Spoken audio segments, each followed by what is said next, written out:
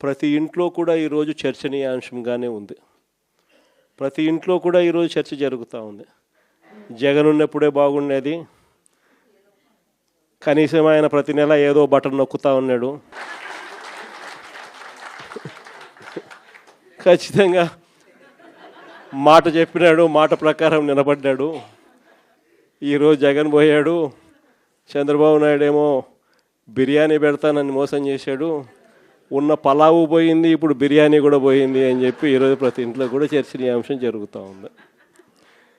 ఈరోజు నిజంగానే ప్రతి ఇంట్లో కూడా పోలికను చూస్తూ ఉన్నారు.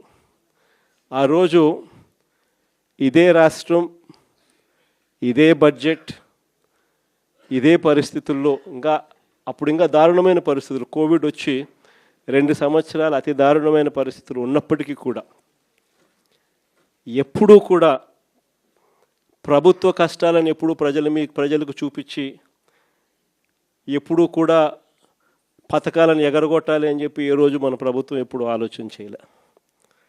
మన కష్టాలు ఎన్నున్నా కూడా ముఖంలో చిక్కటి చిరునవ్వే మెయింటైన్ చేశాం.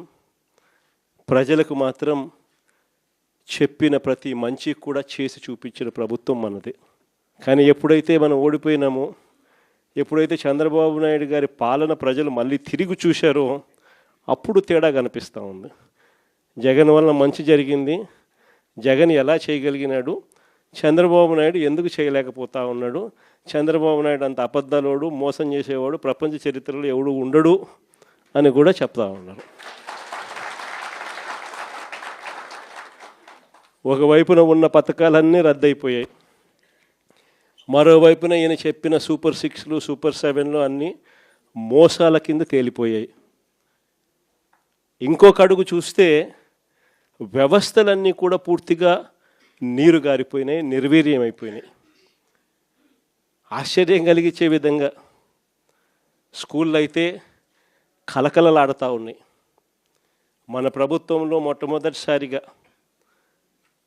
స్కూల్ రూపురేఖలు మారాయి.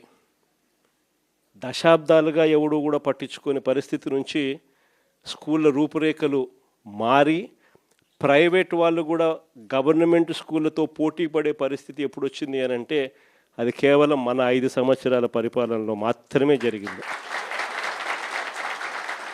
గవర్నమెంట్ స్కూళ్ళల్లో పిల్లల్ని చేర్పించాలంటే ఎమ్మెల్యే చేత రికమెండేషన్ తీసుకొని పోయి లెటర్లు తీసుకొని పోయి చేర్పించే పరిస్థితి నుంచి ఈరోజు గవర్నమెంట్ స్కూళ్ళల్లో ఏకంగా దాదాపుగా 9 లక్షల మంది పిల్లలు గవర్నమెంట్ స్కూళ్ళు మానేసిన పరిస్థితి ఈరోజు రాష్ట్రంలో కనిపిస్తూ ఉంది. స్కూళ్ళు నాశనం అయిపోయాయి. పెద్ద చదువులు చదువుతూ ఉన్న పిల్లలు ఫీజు రీయింబర్స్మెంట్ లేక 8 క్వార్టర్స్, జనవరి, ఫిబ్రవరి, మార్చికి సంబంధించిన క్వార్టర్ మామూలుగా ఏప్రిల్లో వెరిఫై చేసి మేలో ఫీజు రీయింబర్స్మెంట్ ఇచ్చేసేయాలి.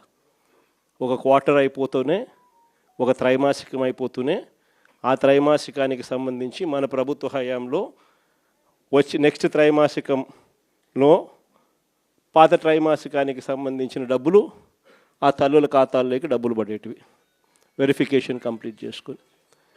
జనవరి, ఫిబ్రవరి, మార్చికి సంబంధించిన త్రైమాసికం ఆ క్వార్టర్ నుంచి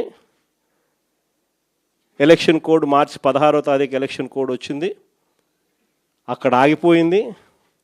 అంతే, అక్కడ నుంచి ఈ నిన్న డిసెంబర్కు ఏకంగా 8 క్వార్టర్స్. ఒక్కొక్క క్వార్టర్కు పిల్లలకు ఫీజు రీయింబర్స్మెంట్ కింద 700 కోట్లు ఒక్కొక్క క్వార్టర్కు త్రైమాసికానికి డబ్బులు ఇవ్వాల్సి వస్తే 8 క్వార్టర్స్ అంటే 8 × 7 5,600 కోట్లకు గాను కేవలం 700 కోట్లు ఇచ్చినారు. 4,900 కోట్లు బకాయి. వసతి దీవెన కింద ప్రతి జనవరిలో 1,100 కోట్లు పిల్లలకు బోర్డింగ్ అండ్ లాడ్జింగ్ ఖర్చుల కోసం, ఇంజనీరింగ్ చదివే పిల్లలకు, ఇటువంటి చదువులకు డిగ్రీ చదివే పిల్లలకు ప్రతి సంవత్సరం, ఇంజనీరింగ్ చదివే పిల్లలకైతే 20,000, పాలిటెక్నిక్ చదివే పిల్లలకు 15,000, ఐటీఐ చదివే పిల్లలకు 10,000, ఇలా ప్రతి సంవత్సరం కూడా క్రమం తప్పకుండా ఏప్రిల్ మాసంలో ప్రతి సంవత్సరంలో 1,100 కోట్లు మన ప్రభుత్వం జమ చేసేది. ఈ ప్రభుత్వం వచ్చింది, ఏప్రిల్ 2024, ఏప్రిల్ 2025 2200 కోట్లు బకాయిలు. ఈరోజు పిల్లలు చదువులు మానేసి ఫీజులు కట్టలేక పిల్లలు చదువులు మానేస్తూ ఉన్న పరిస్థితులు, తల్లిదండ్రులు ఇబ్బందులు పడుతూ ఉన్న పరిస్థితులు. చదువుల రంగం పూర్తిగా నాశనం అయిపోయి ఆంధ్ర రాష్ట్రంలో చదవాలి అని అంటే అప్పుల పాలయ్యే పరిస్థితులకి ఈరోజు రాష్ట్రంలో మన పిల్లలు కనపడతా ఉన్నారు.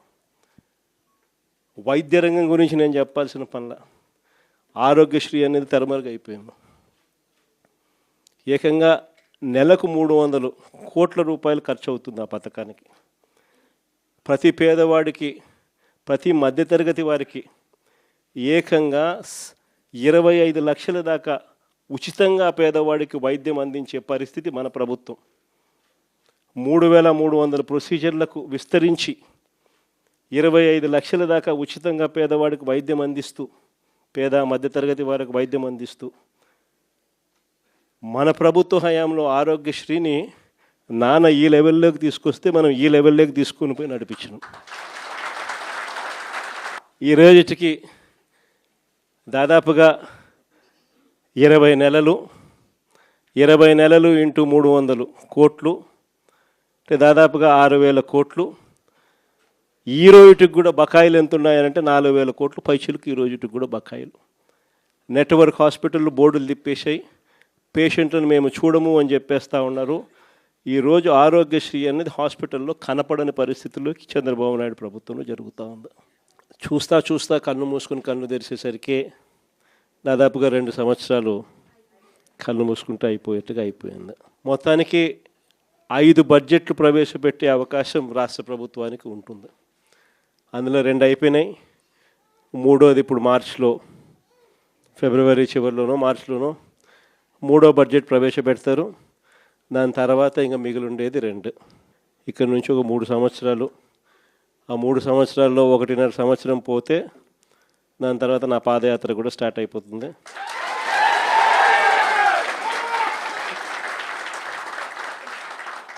దాని తర్వాత మరో 1.5 సంవత్సరం నేను కూడా ప్రజలతోనే రోడ్ల మీదే ప్రజల్లోనే మమేకమవుతూ ఆ ప్రయాణం కొనసాగుతుంది.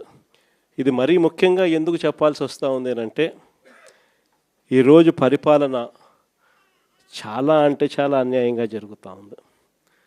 రెడ్ బుక్ రాజ్యాంగంతో ఎక్కడా కూడా ఎవరినైనా కూడా ఏమంటే అది నేను చేసేయచ్చు అని ఖండకావరంతో ఈరోజు పరిపాలన సాగిస్తూ ఉన్నారు. పాలనంతా కూడా అబద్ధాలు, మోసాలు. ఆ అబద్ధాలు ఆడుతున్నావయ్యా, మోసం ఎందుకు చేస్తున్నావయ్యా అని చెప్పి గట్టిగా నిలదీస్తే రివర్స్ ఉల్టా కేసులు పెడతా ఉన్నారు, పోలీసులను పంపిస్తూ ఉన్నారు. పోలీసు వ్యవస్థ ఎప్పుడు చూడని విధంగా దుర్వినియోగం అయిపోయిన పరిస్థితులు మొట్టమొదటిసారిగా చూస్తూ ఉన్నాం. ఇవన్నీ కూడా ఈరోజు మనకు కనిపిస్తూ ఉన్నాయి. మరోవైపున పాలన ఎలా సాగుతూ ఉందని ఒకసారి చూస్తే పాలనలో